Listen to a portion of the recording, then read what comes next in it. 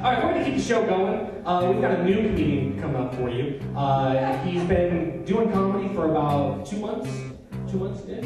So be warm and welcome and give rounds of applause and clap and whatnot for Mr. Justin Crouch.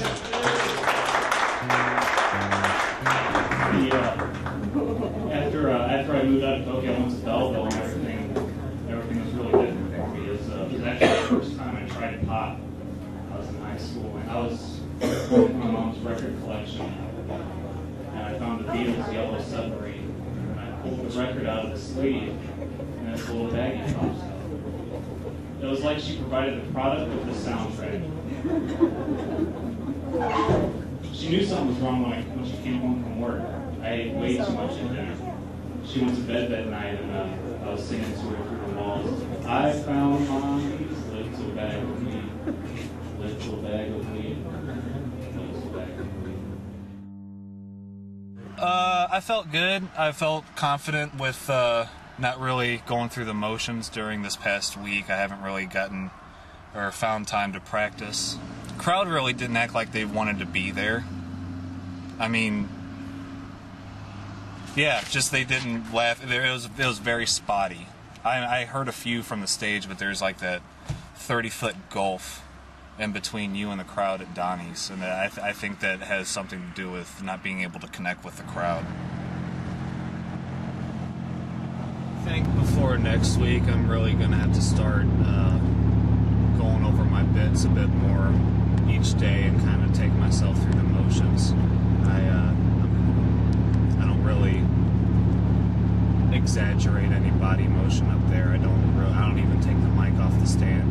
I don't really relate to the audience. Yeah, just more kind of taking it through the motions, practicing every day, and then my stage confidence will probably end up showing it by the time I hit it next week. I got a new car over the holidays. I want to talk about it because I needed a new car really bad. Have you guys ever had such a piece of shit car that when you almost get into an accident, you're pissed because it didn't happen? That was me, like 5 days, like every day of the week. I'd come to a four-way stop, and I'd see a C-net mixer, and I'd be like, oh, this might be it! And it never was it. My name's Landon Meyer. I got started in 2002. I started in Quincy, Illinois, which is from where we are now, outside of St. Louis. It's about 2.5 hours. Justin and I, we've talked on Facebook a little bit. You know, him just getting started. I think he's doing the right thing. I mean, he's coming out pretty regularly, which is what you really have to do. My name is Aaron Brooks. My mom and I have kind of a weird relationship, though, I'll say that. It could be that I'm the only one of the kids who's left at home.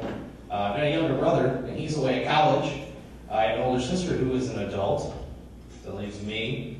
I think my sole purpose at this point is just to make sure that the ranch dressing doesn't expire. That's all I'm there for. What I think about Justin, he's good. You get a lot of guys who come out to these open mics and show some promise and never come back. I like the fact that he's coming out and he's performing. He's good. He's a natural. We're in Fairview Heights at Comedy Etc. 2 in the Ramada Hotel. Open mic night. It's Wednesday. He does it every Wednesday. That's it. It's weird. Growing up now, I'm friends with a lot of black people I went to school with on Facebook, and I noticed that a lot of them changed their name. They put like a ghetto positive affirmation as their middle name, all single spaced, like always getting money, or I'm still standing. And that can't really work for white people. Can you just imagine, like Mark always selling insurance, Smith. Kevin Racquetball all day, son Collins. Justin larger than average penis sized Crouch. I think it'll look good. I kind of wrote some new stuff for this week. Debuted it. It did good. Better than I expected. So it was a good crowd. It was small numbers, but they're enthusiastic. That always helps. You know. Yeah, I probably do polish it up a little bit more for next material for next week. But overall, I feel real good about tonight. Here Comedy Etc. 2 again in Fairview. Doing another open mic night. I'm hoping it's going to be a better crowd than it was last week. I hear other comics talking about bringing other people in and coming to see the show, so I feel really confident about the numbers tonight. What happened last night? I hurt my hand at work. I gashed my thumb open and continued to work my shift, and at the end I went to the emergency room to get all glued up. A little bit more nervous than I was last week coming in. I still have to flesh a few more things out on paper, but I'm hoping it'll go good tonight. No notebook. I converted all of my stuff to index card, so it'll be easier for me to carry up on stage, a little less noticeable. The audience won't see me staring at a notebook the entire time. Anybody going to college? Yeah. Anybody taking online courses? Yeah. My girlfriend's taking an online course, actually. She's taking psychology, which is weird because she's not going to the actual classroom or anything, so everything she's learning she's wanting to use on me. But she's finding out that all my problems are her.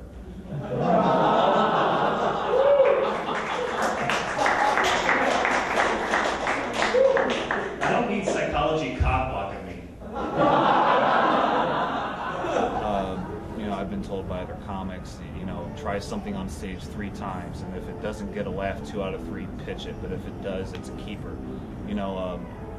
It's hard to really judge how an audience is going to respond to what kind of material, so I try to keep it pretty general at this point, but I think I did pretty good. What do you do outside of comedy for work? I'm a student. I am a criminal justice major at Southern Illinois University. I work at a bookstore. I don't think I'm legally allowed to say, but they just filed for Chapter 11 bankruptcy. So there's 2 big ones. I worked for one of them that filed for bankruptcy just now. What the fuck? I'm sure it's outside. Today, I'm going to work. They called me in. I was supposed to do a show tonight. But since my job actually pays me, not very much, but they pay me, I had to cancel tonight and go to work. So this would be more fun than a barrel full of dead babies.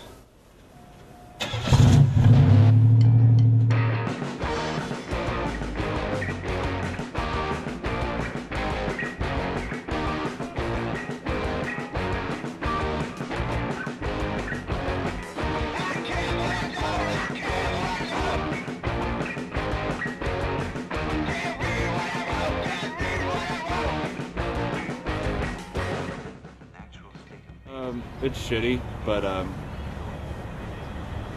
kind of been in a funny mood all day, hoping that will carry over to being up on stage tonight, but hopefully I'll be making fun of my coworkers all night. I'm making myself laugh at least. How do you feel about next week?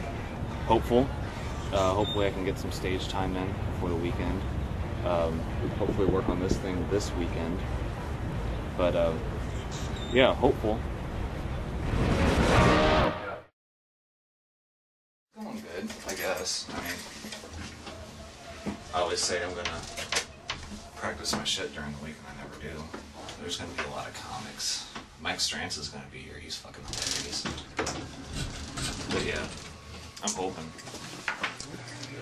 How you feeling? Nervous. Yeah. But if I wasn't nervous, I'd be dead. If I was too comfortable, that's when things really go to shit. I get too confident. I've been too confident at times on stage, and it's really hurt me. So, yeah, it's good to have nerves. Actually, a couple months ago, my computer got a virus, but it was all my own fault because it was one of those fake antivirus pop-up ads, and I click on it, and all this shit starts streaming on my computer. Everything's screwing up, right? It was like watching my computer get pregnant under false pretenses. Like this virus is just whispering to it, "Oh, baby, I'm going to take care of you. I got a job, BMW, money, bam, virus." Yeah, I think I did really well. I like your hat, sir. You look like Pops Masterson from the Tiger Woods games. Yeah, small crowd.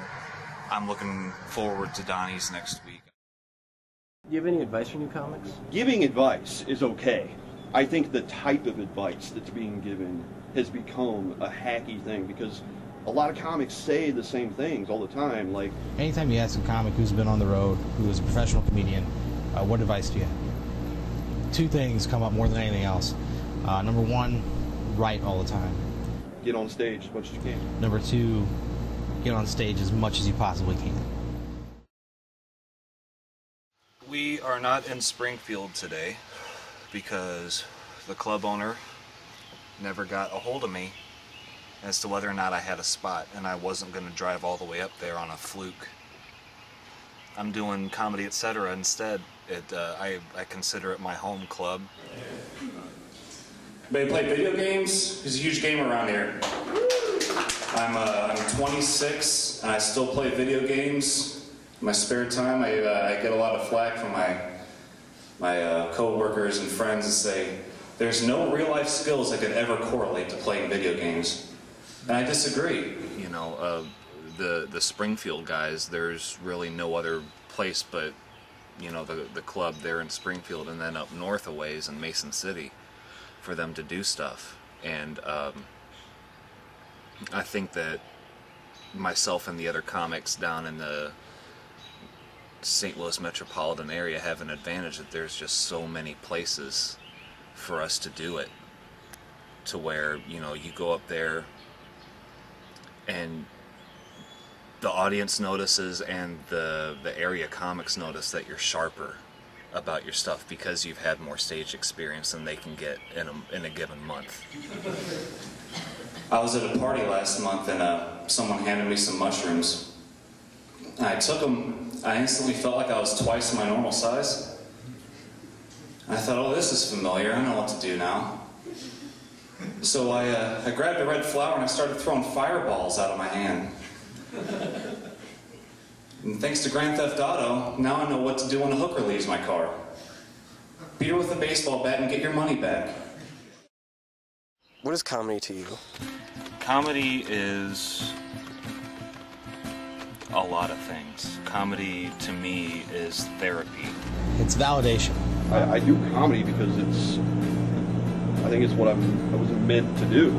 I've always been the smart, funny, weird kid in the back of the classroom, and for me, it's such a personal thing.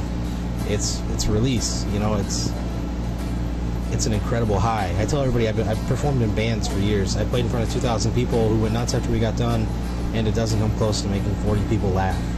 You know, when I've had a shitty day, nothing seems to go right, I'll come home and put on a funny movie, and it'll instantly put me in a better mood.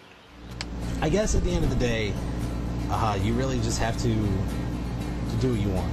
You know, I went to school for radio for a while, got out, couldn't find a job, took care of my grandmother for the last year she was alive. When she passed away, I got into comedy. It filled a void in my life. Really, at the end of the day, not to make this like an after-school special bullshit, whatever it is, do what you love, everything else will fall into place, and that's true. The biggest lesson I've learned in life is don't take yourself so seriously. Justin could be one of those guys someday if he really works hard at it and takes a little bit of the advice that is given to him and just keeps working at it. Eventually, you never know where he might end up. My name is Justin Crouch, and I'm a comedian.